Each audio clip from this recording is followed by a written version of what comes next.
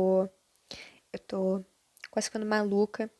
Que é a 40ª vez que eu gravo isso, deu tudo errado. Tô tendo que gravar de novo essa merda. Mas vamos lá, pra você ter a bendita da aula de português.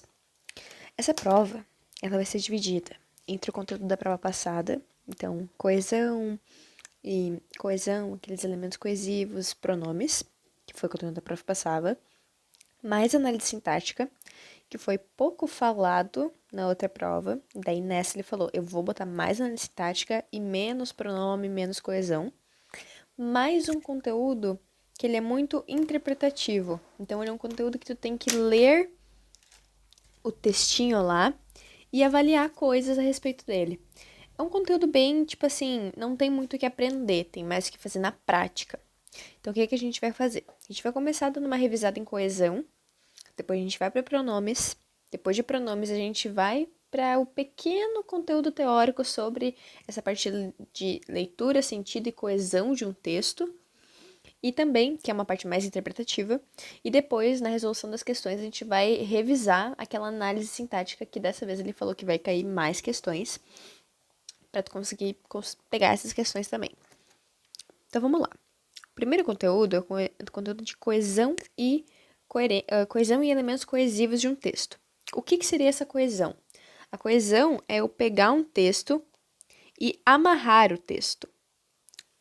Amarrar, tornar as ideias claras, basicamente tudo que envolve o texto ser bem desenvolvido ao redor do texto, entendeu? Ao longo do texto. A gente tem 3 tipos de coesão: a coesão lexical, a coesão sequencial e a referencial, tá? Eu acredito que vai cair mais quanto a coesão aqui referencial, tá bom? Se não a referencial, então a sequencial. Opa, por que não tá indo? Tá. Se não a referencial, então a sequencial. A lexical eu imagino que vai ficar um pouco de fora, mas vamos ver todas. A lexical é basicamente quando eu tenho termos numa oração e para eu não ficar repetindo esses termos e tipo tornar minha leitura cansativa, esquisita, eu substituo ele por outras palavras. Por exemplo, o exemplo 1 aqui diz: deixa eu pegar esse bagulho aqui, ó. Vamos ver. Ela decidiu que iria viajar. A decisão foi muito apressada. Quando eu falo ela decidiu, eu tô dando uma informação, ok. Só que depois eu meio que tenho que retomar essa mesma decisão, essa mesma ideia de que ela decidiu algo. Porque eu tô falando dessa mesma ideia aqui. Só que em vez de eu falar. Não sei nem como falar, porque aqui fica até feio. Justamente, fica feio se eu coloco a palavra decidiu nessa oração. Então, aqui eu troco essa palavra, substituo essa palavra por outra, para que eu ainda tenha essa mesma ideia de decidiu, mas com a palavra decisão, e que mantenha o sentido, mantenha a linearidade, a continuidade da frase. Então, ela decidiu que iria viajar. Essa decisão de que ela iria viajar foi muito apressada. Então, eu retomo um termo anterior, substituindo para que não tenha uma repetição. O segundo, o aluno chegou atrasado. O estudante foi repreendido.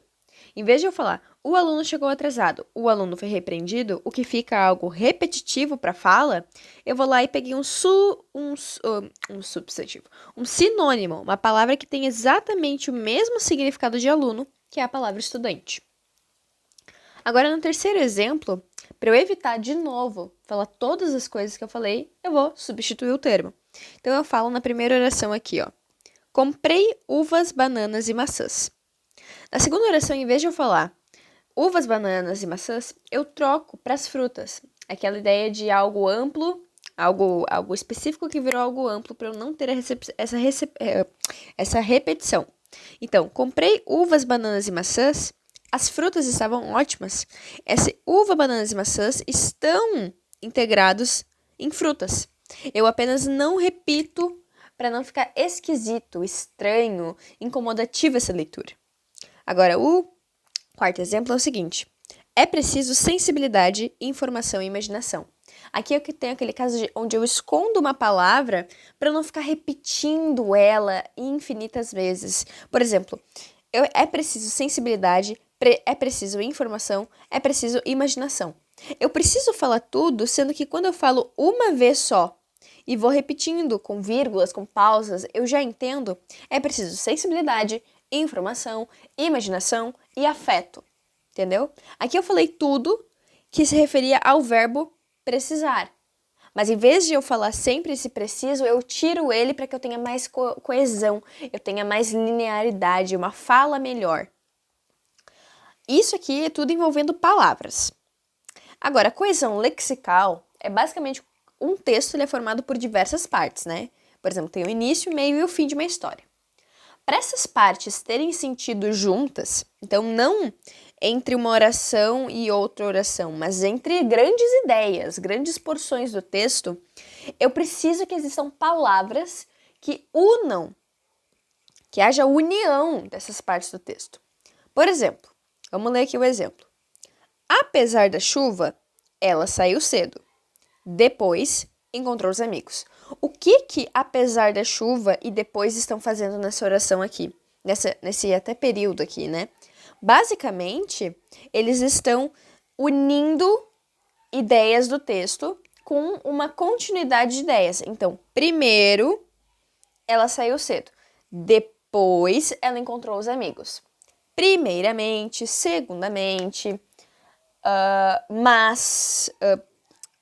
mas apesar disso, são palavras que eu retomo o anterior. Não, esse não é um bom exemplo. Tá, vamos focar aqui nesses exemplos de linearidade, de continuidade das informações. Quando ele fala apesar da chuva, a gente pressupõe que antes dessa parte do texto, a gente tem uma outra parte no texto falando: certo dia estava chovendo muito forte na cidade de Canoas. Apesar da chuva, a jovem Maria... Nananana.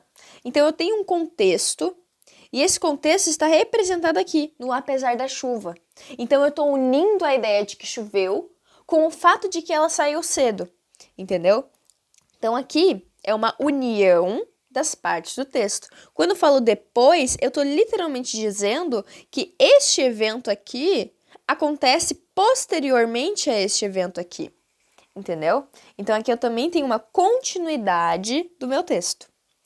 Agora, quando eu tô falando da referencial, falou em referencial, pensou em pronome. Já vamos ver o que são pronomes. Mas falou em referencial, tem que ligar imediatamente a ideia de pronomes. Então, basicamente, pronomes, a coesão referencial é o uso de pronomes para retomar e substituir ideias já apresentadas em um texto. Por exemplo, se ela fala: Maria chegou à escola cedo. Ela queria revisar para a prova.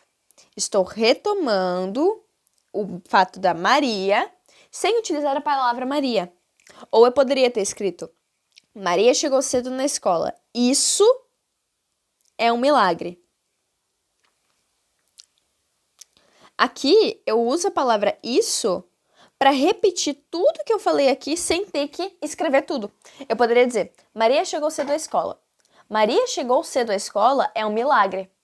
Tu viu que não fica bom quando eu repito as coisas? Só que se eu falo isso, que é um pronome demonstrativo, que basicamente vai pegar toda essa informação e vai dizer tudo isso aqui é um milagre, entendeu? Então a coesão referencial, ela envolve pronomes. O pronome isso geralmente vai envolver os pronomes demonstrativos, que é esse, este, aquilo, etc., que é justamente retomam informações e daí disse algo sobre isso. Por exemplo, aqui é um milagre.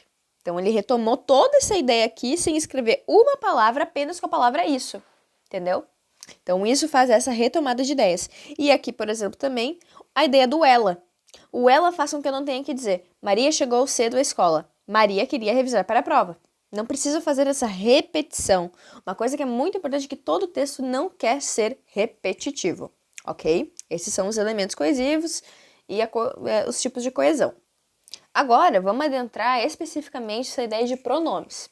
Como a gente viu antes, o pronome tem a ideia de retomar uma informação. Por exemplo, quando eu disse a Maria vai para a escola. Isso é um milagre. Isso retoma uma ideia. Ou então a ideia de substituir o nome. Quando eu falo Maria é legal. Ela é engraçada. quando eu faço essa troca, essa substituição, eu também tenho ação do pronome. Então, ou ele vai retomar, ou ele vai substituir, tendo como importância os pronomes garantir a coesão referencial. Daí, a gente tem que ver quais são esses pronomes e os tipos mais importantes dele.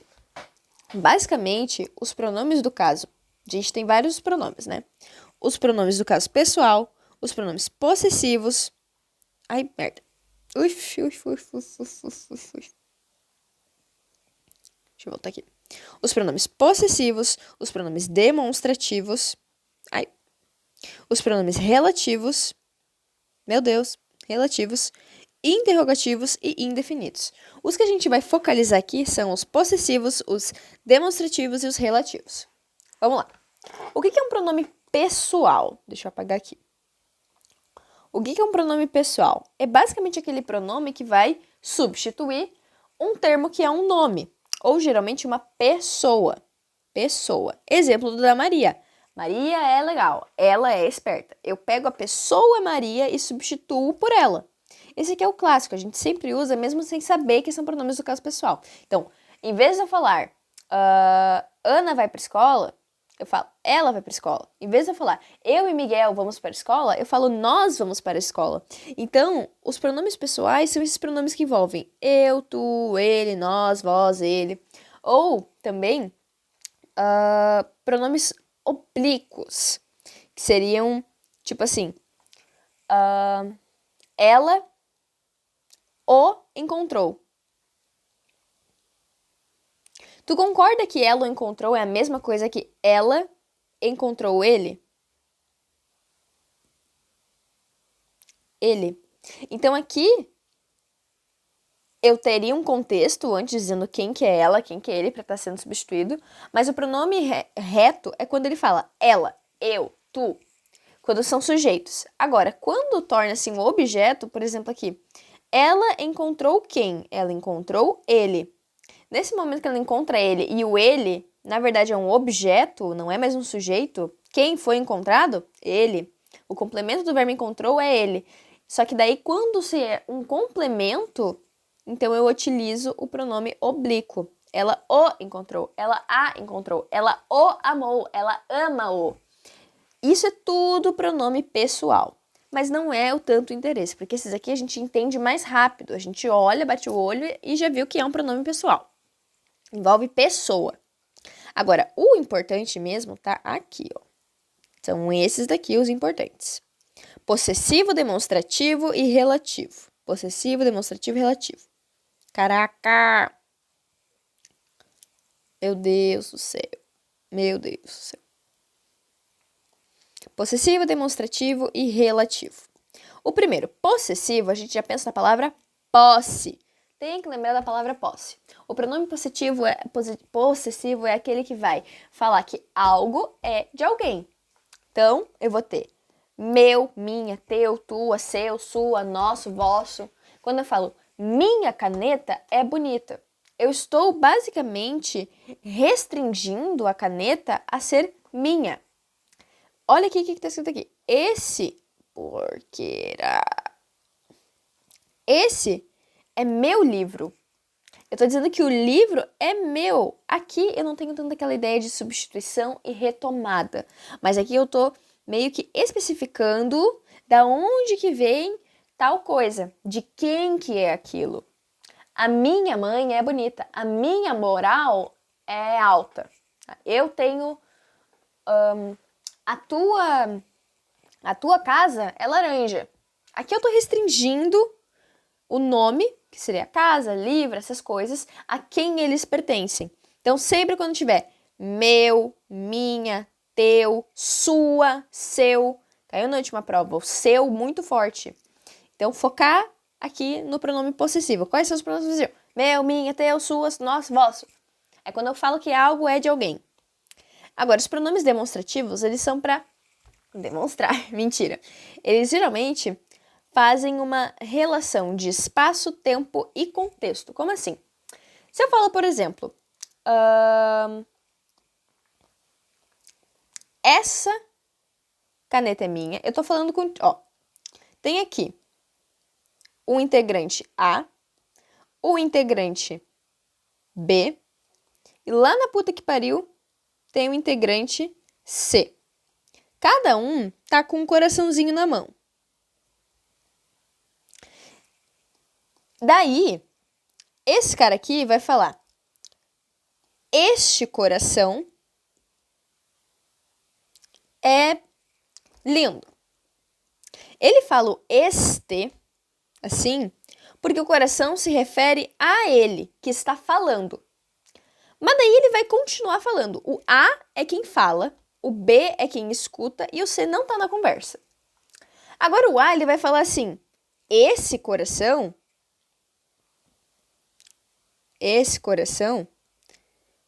é mágico. Botando coisas bem aleatórias. Quando ele fala esse, o elemento A está falando com o B. Quando ele fala esse, ele está indicando que o coração que ele está falando se refere ao coração da pessoa com quem ele está falando. E não mais a pessoa, ele, entendeu?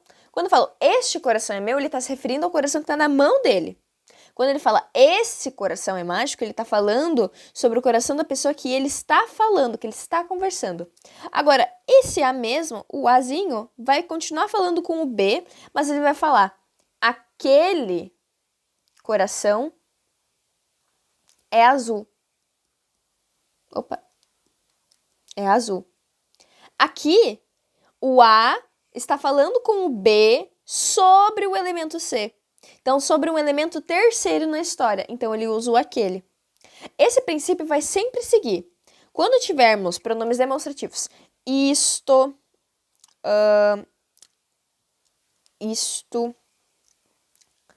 esse, aquilo. Sempre uma ideia de o quão próximo a palavra tá da pessoa que está falando. Ou o quão próxima a informação está daquilo. Agora, eu também tenho uma ideia de que assim, ó, quando eu falo esse, no sentido de retomar uma ideia, por exemplo, a casa é bela. Isso é bom. Eu tô falando que a casa ser bela é algo bom. O isso está retomando que a casa é bela. Daí, quando eu estou retomando uma informação, aqui não tem muito uma ideia de pessoa. Aqui é uma ideia mesmo da informação sendo retomada. Quando eu tenho essa retomada de informação, eu tenho que usar SS porque eu estou falando de uma coisa que já foi falado. Já foi falado. Quando algo já foi falado, então eu utilizo SS. Agora, se eu falasse algo bem contrário, isso é bom. O chocolate, o bolo da minha mãe.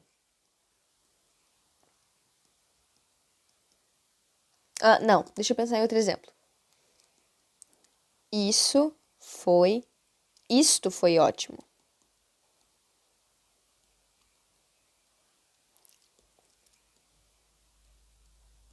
Quando passei no vestibular.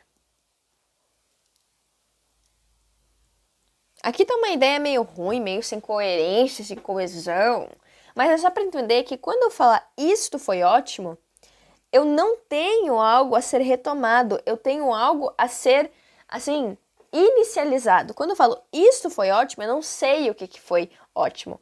O isso não está se referindo a uma coisa anterior, mas sim a uma coisa que vem a ser falada depois, que é quando eu passei no vestibular. Então, quando eu tiver o isso, são informações já faladas. Já faladas. E não é o isso, né? São coisas com SS. Todas as palavras é esse, essa, isso. Agora, quando eu tiver isto, isso, isto, este, esta, são informações a serem faladas. Então, vamos de novo. O que é o pronome demonstrativo? O pronome demonstrativo serve para eu indicar onde que está um objeto, para eu indicar em que momento do tempo eu estou, porque, por exemplo, se eu falo hoje, se eu estou falando sobre hoje, no texto eu tenho que falar sobre isto. Se eu tô falando sobre passado, eu tenho que falar sobre esse. Esse evento foi bom. Isto está demais. Isto no presente está demais. É meio confuso, mas é sempre pensar sobre a ideia de que o este, esse e aquele são pronomes relativos que a gente sempre vai relacionar ao quão perto está da pessoa que está falando. Este é o mais perto possível que pode estar sendo falado. O esse não. Exemplo. Este caderno é meu. Estou falando do caderno que está provavelmente na minha mão.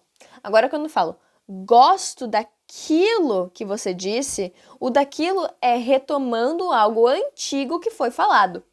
Ok? Agora, o pronome relativo é o que? Basicamente, o uso do que, tá? E o uso do que, quando a gente fala sobre pronomes demonstrativos, é bem específico. A casa que comprei é linda. O uso do que é unicamente responsável por meio que dizer, especificar que casa foi comprada. Que casa foi comprada? A casa, eu poderia ter dito, a casa é linda. Mas aqui eu digo, a casa que comprei, adiciono uma informação, especifico o que é esta casa é linda. Eu poderia ter dito, a minha prima, que te falei,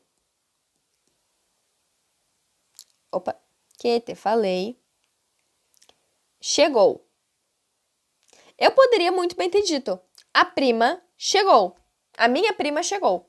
Mas aqui eu digo, a minha prima, aquela lá que eu te falei, chegou. Aqui eu estou dizendo quem é essa prima na fila do pão. E o que vai ter essa função aqui no nosso pronome. O que tem essa função de dar um específico ao que a gente está falando. Mas, por exemplo, eu poderia ter o que numa pergunta. Por exemplo, que livro é esse? Que mamota é essa?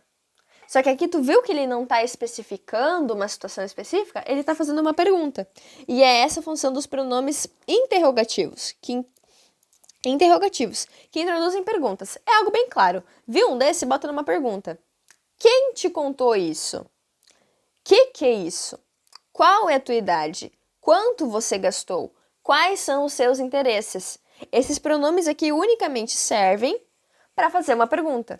Agora, esses pronomes aqui, ó, quem, cujo, qual, onde, a gente geralmente vai pensar sobre o que apenas, eles especificam o nomezinho. A casa que comprei, qual casa? Aqui eu comprei, é linda. E por último temos os indefinidos, que é basicamente essas palavrinhas que realmente vão estar escritas ali, mas eu não sei quem que são essas pessoas. Então, alguém, ninguém, tudo, nada, outro, qualquer, muito, muitas. Por que tudo também é indefinido? Porque eu não sei o que é tudo, eu só tô falando. Eu poderia ter dito, alguém tem um carregador? Não sei quem tem um carregador, mas eu quero que mas tem uma pessoa específica que tem, só não sei quem. Ninguém me respondeu. Como assim? Mas o que é ninguém? Quem são esses ninguéms? Quem são todas as pessoas que não te responderam? Ou, tudo é maravilhoso. Tá, mas o que é tudo? Especifica o que é tudo. Nada é legal. Tá, mas o que tá incluído nesse nada? Quem que são todos os elementos e nenhum desses elementos tu cumpriu para ser nada, entendeu? Então aqui são palavras indefinidas e geralmente não cai, o que cai mesmo relativo, demonstrativo, interrogativo e possessivo. Lembrando, possessivo, seu, sua, minha, dá uma posse de quem que é aquilo. Demonstrativo, este, esta, aquilo, isto, aquilo. Isto, aquilo, assado, blá, blá, blá, blá. Relativo, uso do que. O uso do que para retomar não, para especificar uma ideia. Ok? Ok. Agora isso aqui, que é o conteúdo de leitura, sentido e coerência, é algo bem suave, que vai ser algo puramente interpretativo, mas algumas coisas a gente tem que saber, para vai que caia numa questão dissertativa, ou enfim. A primeira coisa. Existe um texto, tá? Existe aqui um texto. Este texto, tu concorda comigo que quem escreveu esse texto tem uma intenção com ele? Tipo assim, eu quero passar X informação. Então eu tenho uma intenção com esse texto. Exemplo, o cara que tem um jornal e escreve um texto pro jornal dele, ele tem a intenção de passar uma informação, um fato que aconteceu diariamente nesse texto. Agora, tu concorda comigo também que existe uma pessoinha que vai chegar e vai ler o texto? Essa pessoa, ela chega também com uma intenção. Por exemplo, se eu chego, compro um jornal e leio o jornal, qual é a minha intenção? Descobrir alguma coisa que aconteceu. Então, basicamente, leitura, sentido e coerência, nesse caso aqui, é quando a gente tem textos e esses textos têm motivos para serem escritos. Eles têm significados internos. Esses significados devem estar claros para o leitor, porque daí o leitor consegue compreender o texto. Se eu tenho uma notícia e essa notícia tá toda mal escrita, a intenção dela tá ali, mas ela tá toda mal escrita, e ela tem uma intenção de ser lida por outra pessoa, e a outra pessoa vai lá ler aquilo ali e não entende nada, porque tá mal escrito, porque não tem nada a ver as informações. Aqui a função, houve coerência. A coerência é justamente isso, é tu ter tudo esclarecido, é a pessoa ler o texto e entender o texto ao inteiro, entender qual foi o objetivo da pessoa que escreveu aquele texto, entender qual foi a ideia que tu quis passar com o texto. O sentido é justamente qual é o significado do texto, entende? Então vamos lá. Os textos possuem intencionalidades. E quem lê o texto também possui uma intencionalidade ao ler o texto. Então, coerência é a gente tentar manter esse texto ao máximo compreensivo. E a gente faz isso com uma leitura atenta quando a gente está escrevendo esse texto. Daí, vamos supor que a gente vai lá e lê um texto e a gente quer definir, tá, esse texto possui coerência? O que a gente pergunta? Esse texto tem sentido ao todo? Se eu leio um texto e eu vejo que eu tenho sentido, eu entendo as informações, está tudo bem ligado, eu digo, tem coerência, ele faz sentido. E a coerência, ela é muito ligada à coesão. Porque eu só tenho uma boa coerência se a minha coesão entre ideias, se a minha relação de ideias, se isso aqui, ó, tá bem feito. Porque se eu ficar falando, Maria chegou tarde à escola, Maria queria revisar para a prova, Maria então descansou, Maria cansou disso tudo, tu entende que fica esquisito a minha leitura, que o meu sentido tá bem claro, mas que o texto tá mal escrito, então me faltou coerência, entendeu? No momento que falta coesão, falta coerência. Essa coerência de um texto, esse sentido e essa lógica e essa organização de ideias de um texto, ela tem duas imagens. A imagem de ser interna, a coerência interna e a coerência externa. Como assim? A coerência interna é quando eu pego todos os dados do meu texto e eles fazem sentido entre si. Tem sentido. Por exemplo, se eu pego e no início do texto eu vou estar criticando alguma coisa. Ai, eu odeio o Felipe Neto. Eu odeio o Felipe Neto. Odeio. Só que lá no fim do texto eu começo a falar que eu amo o Felipe Neto. Tu concorda comigo que aqui não teve uma interação boa entre ideias? Que a ideia que eu propago no início é completamente diferente da ideia que eu propago no fim? Aqui o texto se contradiz. No momento que há uma contradição entre ideias que estão dentro deste texto, eu tenho uma má coerência interna. Não tenho uma coerência entre os fatos narrados. Agora, uma coerência externa é quando a gente avalia essas informações em um contexto fora do texto. Como assim? Eu tenho lá dizendo abiribiribiribiribiri, mas esse abiribiribiri é falso. Não existe nada que diga que aquilo é verdadeiro, ou então tu tá inventando uma fake news ali e tal. Aquilo ali não tem coerência externa, é um absurdo. Ou, por exemplo, se eu falar, tô falando uma notícia sobre Canoas. Choveu muito em Canoas. Só que daí eu começo a falar uma abobrinha. Começo a falar, choveu muito em Canoas. Porque a Peppa Pig estava dançando em cima de um poste na Via Porcelo. Tu entende que essas informações não têm sentido? Não é nem que elas não tenham sentido entre si por se contradizerem, mas elas não têm sentido porque é um absurdo, porque são informações erradas, porque é uma ideia simplesmente, absolutamente caótica, entendeu? Não precisa ser extremamente caótico, mas essa externa se revela quando a gente pega esse texto, olha as informações, bota. Qual é a intenção do comunicador? Informar algo que aconteceu. Por exemplo, choveu em Canoas. Só que nesse meio tempo ele começa a botar informações que não tem nada a ver com o que ele estava falando. E não é nada a ver no que ele estava falando no sentido de se contradizer, mas realmente não tem nada a ver. Aqui, por exemplo, eu ainda vou falar coisas que se interligam de alguma forma. Por exemplo, no momento eu odeio o Felipe Neto, no outro eu amo o Felipe Neto. Tô ainda falando do Felipe Neto. Mas a coesão externa é quando eu olho o texto inteiro por cima e ele não faz sentido. Por exemplo, se eu faço uma notícia, em vez de eu botar verbos de notícia, eu boto verbos de instrução, que seriam tipo coma, corra, ande. Não tô informando nada. Eu tô pedindo pra alguém fazer algo pra mim. Entendeu? Então vamos lá. Leitura, sentido e coerência. Eu tenho aqui uma ideia de um texto tem uma intencionalidade, quem escreve o texto tem uma intencionalidade, dá significado para um texto. A pessoa que ler este texto tem que entender isso, tem que compreender claramente as informações do texto. Agora, isso se dá por uma boa coerência. Quando a gente tem sentido, a gente tem coerência textual. A coerência interna é quando os fatos internamente se ligam de maneira que faz sentido. Agora, a coesão externa é quando eu olho para o todo do meu texto e ele tem um sentido completo mesmo, sem informações erradas, sem informações absurdas e sem informações que não dialogam com o tipo de texto que eu estou escrevendo. Se eu estou escrevendo uma narração, eu tenho que escrever uma narração, eu não posso escrever uma notícia em forma de narração. E assim vai, ok? O que eu vou fazer? Tu vai receber isso, tu vai ver isso e a gente vai fazer a parte de exercícios.